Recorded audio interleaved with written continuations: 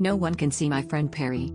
I must have picked up on it around the second grade when the other kids would ask me why I talked to myself at lunch and recess. We met in kindergarten, us both playing with the same set of toys, becoming the best of friends.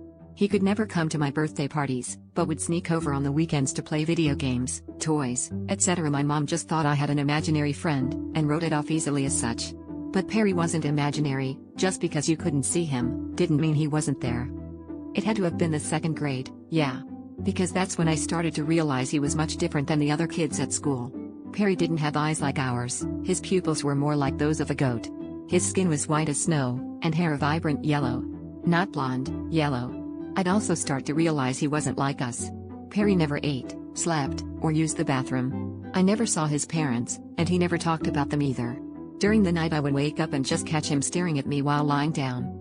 It was towards the end of that year, my second grade year, that I finally had enough of Parry.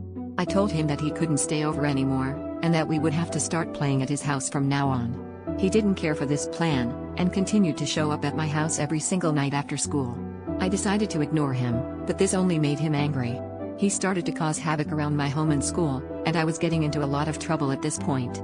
Parry began to grow into something else, something I'll never be able to forget. It was the summer after second grade, when Parry showed me what he really was.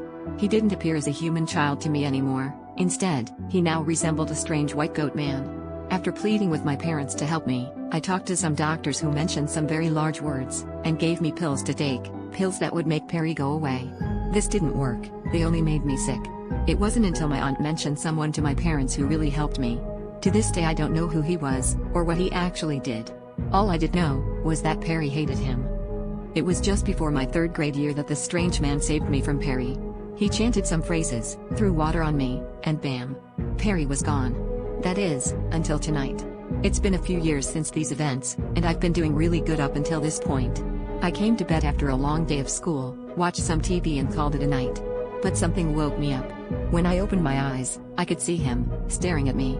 He just stayed there, smiling at me, and my stomach fell through the floor. He's still just lying there, watching me as I type this out.